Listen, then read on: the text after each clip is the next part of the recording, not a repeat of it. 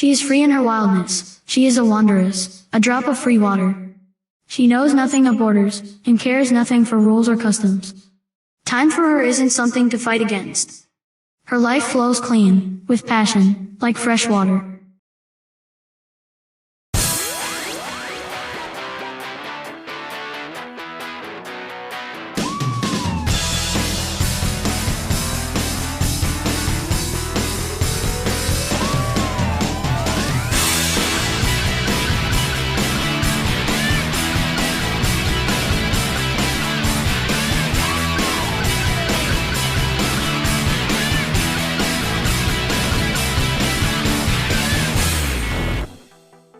Welcome back.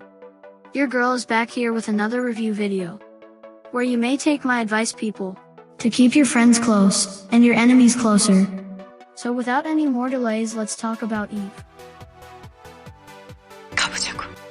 Rael is introduced as a femme fatale, Aphrodite as a vengeful goddess of beauty, the biblical Eve as a temptress, seductress, a serpent. We also see really fast the vulnerability behind her facade.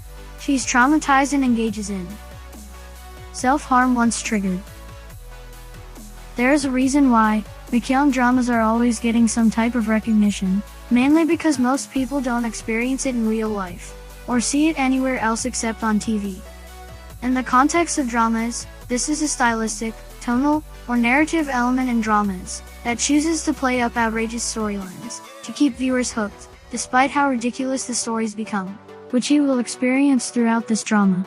This type of drama is difficult to understand or accept, based on common sense and moral standards of an average person. These dramas will often feature things such as forced situations or settings, tangled relationships, affairs, and birth secrets. Seo Yeji is limited to mechanical smiles, blank wide eyes and bouts of weeping, all of which do nothing to show the so-called fire of revenge burning inside her. Unless you focus on more episodes, and her intense eyes and actions she does throughout the drama. Her voice, facial expressions, and the way her emotions quickly change as she turns bolder, gave me even goosebumps sometimes. Or even a slight jump scare when she randomly raised her voice at Han So-ra. 어떻게 해도 넌 영원히 날 못 이겨. 사랑이라는 걸 받아본 적이 없어서.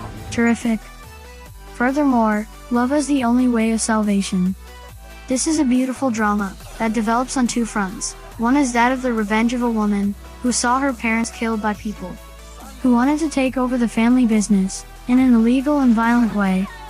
And the other, that of the love story that develops between this woman and the man that has indirectly was the cause of the death of her family. We have complex main characters, no one is completely good or bad. All struggle with their ghosts and past hurts, and are rooted in dysfunctional families that deeply mark their behavior. Rael, the absolute protagonist of this drama. She is a woman marked by the pain and loss. For a period of 13 years, she puts first her firm will to take revenge on those who ruined her life, and that of her family. Byung-eun, the male protagonist. He is a man marked by the murder of his mother, by the contempt of his father, and by the deep loneliness in which he grew up. Han So-ra is the anti-heroine of this drama. She is the daughter of a psychopathic killer who killed her mother, mistreated her. This man used and abused economic and political power to bring profit to her miserable life. Seo Yoon-kyung is the sweetest character in the quartet, an orphan boy who is a human rights lawyer, is kind-hearted, and an eyewitness to the disaster that happened to Rael's family. He becomes a politician to eradicate corruption, and refines Rael after 13 years, and falls in love with her. 내가 너 사랑해. Then there are a number of very complex and well-made secondary characters that I will not describe. 왜일까? Otherwise the video will get too long. And that's not my motive. The pace of the drama is good, maybe a little slow, and sometimes too swirling, but overall it keeps you hooked and curious about what's to come. Basically, it is the lead couple's journey on a healing path that will lead Rael to give up revenge for the man she loves, Kang Yoon-kyum to give up the desire for power and money for Rael's love and sake, and find peace together by stopping to hate and to feel anger as the only way to be happy. The big bad guys pay everyone for their sins, so in the end comes revenge too. 고통이 뭔지, 수치가 뭔지, 죽을 만큼 느껴봐! Great acting of Seo Ye-ji.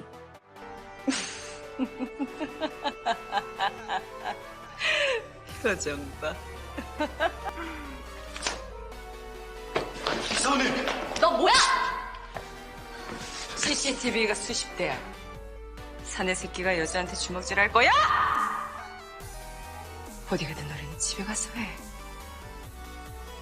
And Yoo-sun, magnificent in their respective roles. I also loved Park Byung-eun in this dark but charming starring role.